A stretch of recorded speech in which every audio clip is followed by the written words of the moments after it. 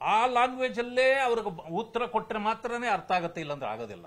ಅದಕ್ಕೆ ನಮ್ಮ ಮುಂದೆ ನಿಂತಿರ್ತಕ್ಕಂಥ ವ್ಯಕ್ತಿ ಯಾವ ಭಾಷೆ ಪ್ರಯೋಗ ಮಾಡ್ತಾನೋ ನಾವು ಅಷ್ಟಕ್ಕೆ ಅದರಲ್ಲೇನೆ ನಾವು ಇದ್ಬಿಡ್ತೀವಿ.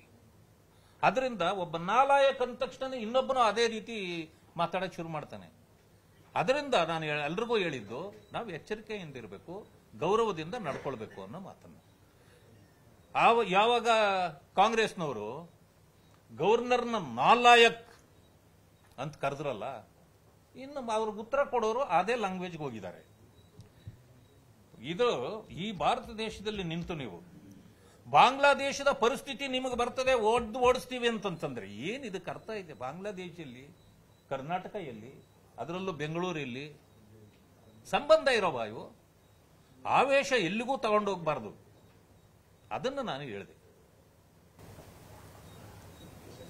ವಾಲ್ಮೀಕರಣದಲ್ಲಿ ಚಾರ್ಜ್ಶೀಟಲ್ಲಿ ಅಕ್ಷರವಾಗಿ ನೀವು ಅದು ಜವಾಬ್ದಾರಿತ ಒಂದು ಇದೆ ಹಗರಣ ನಿನ್ನೇನೋ ಅದನ್ನೇ ತಗೊಂಡಿದ್ದೀವಿ. ಏನಾಗುತ್ತೆ, ಇಶ್ಯೂ ಒಂದೇ ಇದ್ರೆ ನಾವು ಒಂದನ್ನೇ ಕಾನ್ಸಂಟ್ರೇಟ್ ಮಾಡ್ತೀವಿ. ಇಲ್ಲಿ ಡಜನ್ ಇಶ್ಯೂಗಳವೆಲ್ಲ ಸ್ವಾಮಿ, ಎಲ್ಲವನ್ನೂ ಹೇಳಿದಾಗ ಯಾವುದು ದೊಡ್ಡದಾಗಿ ಕಾಣುತ್ತದೋ ಅದನ್ನು ನೀವು ಅಕ್ಸೆಪ್ಟ್ ಮಾಡ್ತೀರಿ, ಇನ್ನೊಂದನ್ನು ಅದ್ಯಾಕೆ ಮಾಡಲಿಲ್ಲ ಅಂತ ಕೇಳ್ತೀರಿ. ಇಷ್ಟೇ. ಅದನ್ನ ನಾವೇನು ಬಿಟ್ಬಿಟ್ಟಿಲ್ಲ, ಮುಚ್ಚೋಗಕ್ಕೂ ಬಿಡೋದಿಲ್ಲ, ಅದನ್ನೂ ಮಾಡ್ತೀವಿ. ಈಗ ಒಂದೊಂದಕ್ಕೂ ಆನ್ಸರ್ ಕೊಡಬೇಕು, ಯಾವುದಕ್ಕೂ ಕೊಡ್ತಾ ಇಲ್ಲಲ್ಲ ಅವರು. ನೋಡಿ, ಅದಕ್ಕೂ ಈಗ ಮಾಡಿರೋದನ್ನ 3 ಇಶ್ಯೂನು ಇಟ್ಕೊಂಡೇ ಮಾಡಿರೋದು ನಾವು.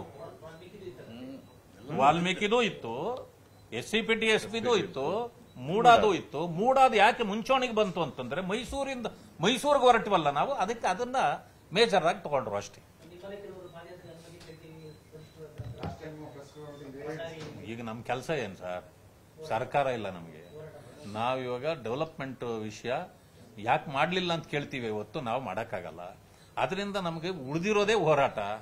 ಅದಕ್ಕೆ ನಾವು ನಮ್ಮ ಹೈಕಮಾಂಡ್ ಯಾವ್ಯಾವಾಗ ಏನನ್ನು ಹೇಳ್ತದೋ ಅದನ್ನೆಲ್ಲ ಮಾಡ್ಕೊಂಡು ಹೋಗ್ತಿರ್ತೀವಿ.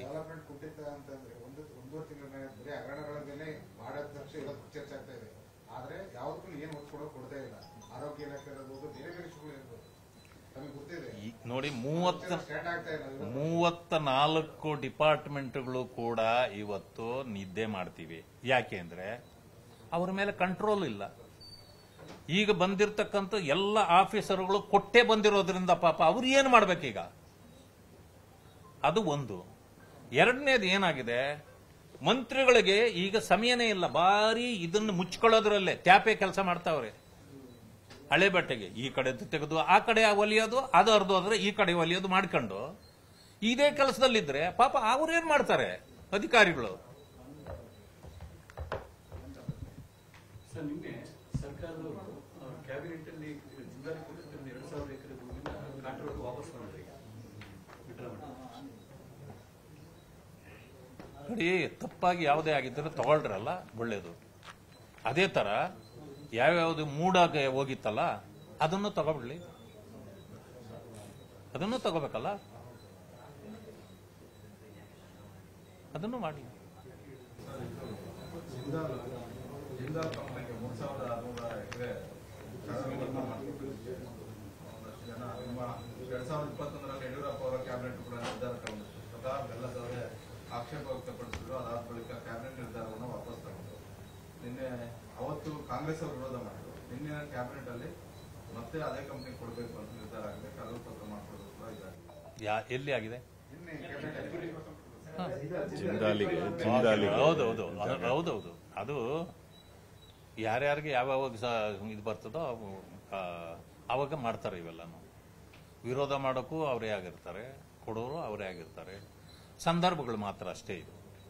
ಆದ್ರಿಂದ ನಾನು ಹೇಳೋದು, ನ್ಯಾಯಬದ್ಧವಾಗಿ ನೀವು ಯಾವುದನ್ನೇ ಕೊಡಿ, ಅದು ನ್ಯಾಯಯುತವಾಗಿರ್ಬೇಕು. ಯಾವುದೇ ಸರ್ಕಾರ ಮಾಡಲಿ, ಇವಾಗ ಕೇಳ್ತಾರೆ ವ್ಯಾಪಾರ ಮಾಡೋರು, ಕಂಪನಿಗಳು, ಅವ್ರು ಇಟ್ಕೊಂಡಿರೋದು ಅದಕ್ಕೇನೆ ಕೇಳ್ತಾರೆ. ನೀವು ಕೊಡೋದು ನ್ಯಾಯಬದ್ಧವಾಗಿ ಕೊಡಿ, ನಂದಷ್ಟೇ ಪ್ರಶ್ನೆ.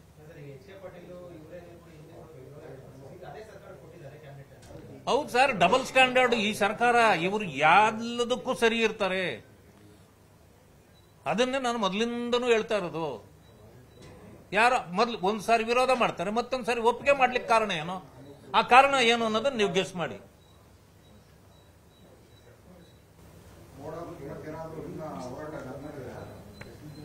ಏನ್ ಸರ್? ಹಾ,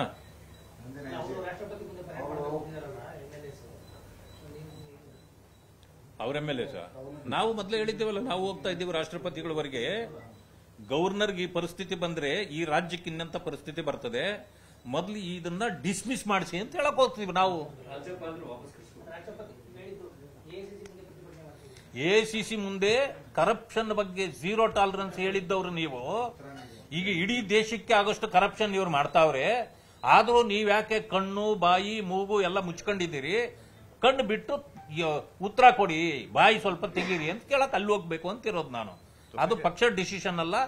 ನಾನು ನನ್ನ ವೈಯಕ್ತಿಕವಾಗಿ ಅಂದ್ಕೊಂಡಿದ್ದೇನೆ, ಶಾಸಕರ ಜೊತೆಯಲ್ಲಿ ಅಧ್ಯಕ್ಷರ ಜೊತೆಯಲ್ಲಿ ಕೇಳ್ತೇನೆ. ಆಯ್ತು ಅಲ್ಲಿಗೆ ಹೋಗು ಅಂದ್ರೆ ಹೋಗ್ತೀನಿ, ಬೇಡ ಅಂದ್ರೆ ಇಲ್ಲೇ ಹೋರಾಟ ಮಾಡ್ತೀವಿ, ಅದು ಬೇರೆ.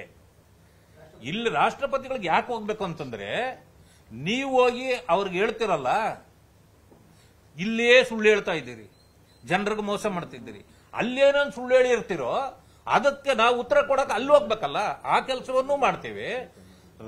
ಇದು ನಿಮ್ಮ ರೆಪ್ರೆಸೆಂಟೇಟಿವ್ ಗವರ್ನರು ನಮ್ಮ ರಾಜ್ಯದಲ್ಲಿದ್ದಾರೆ, ಅವರೊಬ್ಬ ದಲಿತರು, ಅವ್ರನ್ನ ಈ ರೀತಿ ನಿಂದಿಸ್ತಾ ಇದ್ದಾರೆ. ಇದೇನೋ ಶೇಖ್ ಹಸೀನಾ ಅವರಿಗೆ ಬಾಂಗ್ಲಾದೇಶದಲ್ಲಿ ಬಂದ ಪರಿಸ್ಥಿತಿ ನಿಮಗೆ ಬರ್ತದೆ, ಇಲ್ಲಿಂದ ಒದ್ದೋಡಿಸ್ತೀನಿ ಅಂತ ಕಾಂಗ್ರೆಸ್ನವರು ಹೇಳಿದ್ದಾರೆ.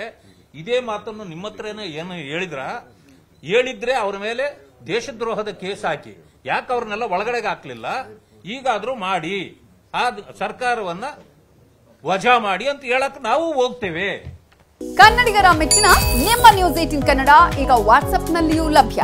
ಕರ್ನಾಟಕ ಮತ್ತು ದೇಶ ವಿದೇಶದ 360 ಡಿಗ್ರಿ ಸುದ್ದಿ ವಿವರವನ್ನ ನೀವು ನಿಮ್ಮ ಕೈ ಬೆರಳುಗಳಲ್ಲಿಯೇ ಪಡೆಯೋದಿಕ್ಕೆ ಈ QR ಕೋಡ್ ಅನ್ನ ಸ್ಕ್ಯಾನ್ ಮಾಡಿ. ನಮ್ಮ ಚಾನೆಲ್ ಅನ್ನ ಫಾಲೋ ಮಾಡಿ, ನೋಟಿಫಿಕೇಶನ್ ಆನ್ ಮಾಡಿ.